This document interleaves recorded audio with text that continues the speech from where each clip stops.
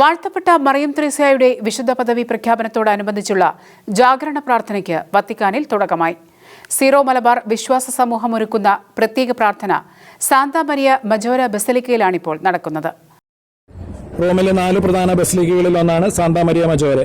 ബസിലിക്കയിൽ നടക്കുന്ന പ്രത്യേക പ്രാർത്ഥനയോടെയാണ് വാഴ്ത്തപ്പെട്ട മറിയം ത്രേസ്യയുടെ വിശുദ്ധ പദവി പ്രഖ്യാപന ചടങ്ങുകൾക്ക് തുടക്കമാകുന്നത്. സീറോ മലബാർ വിശ്വാസ സമൂഹം ഒരുക്കുന്ന പ്രാർത്ഥനയിൽ വിശുദ്ധരുടെ നാമകരണ പരിപാടികൾക്കായുള്ള തിരുസംഘത്തിന്റെ പ്രസിഡന്റ് കർദിനാൾ ജിയോവാനി ആഞ്ചലോ ബെച്ചുവിന്റെ നേതൃത്വത്തിലാണ് ആരംഭിച്ചിരിക്കുന്നത്. ബസിലിക്ക സങ്കീർത്തിയിലുള്ള പ്രദക്ഷിണത്തോടെ ആരംഭിച്ച ശുശ്രൂഷകൾക്ക് തൃശൂർ അതിരൂപത arch bishop Mar Andrews Thazhath, യൂറോപ്പിലെ apostolic visitator bishop Mar Stephen Chirappanath തുടങ്ങിയവരും നേതൃത്വം നൽകുന്നുണ്ട്.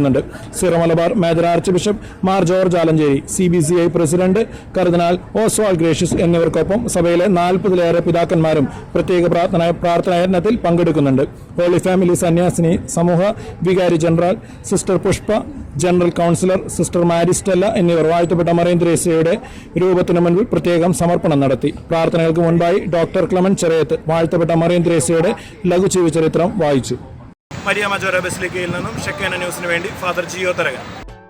ഷെക്കേന ടെലിവിഷന്റെ വാർത്തകളും പ്രോഗ്രാമുകളും യൂട്യൂബിൽ കാണുന്നതിനായി ഈ ചാനൽ സബ്സ്ക്രൈബ് ചെയ്യുക. നിങ്ങളുടെ മൊബൈലിൽ തത്സമയം നോട്ടിഫിക്കേഷൻ ലഭിക്കുന്നതിന് ബെൽ ബട്ടണിൽ വിരലമർത്തുക.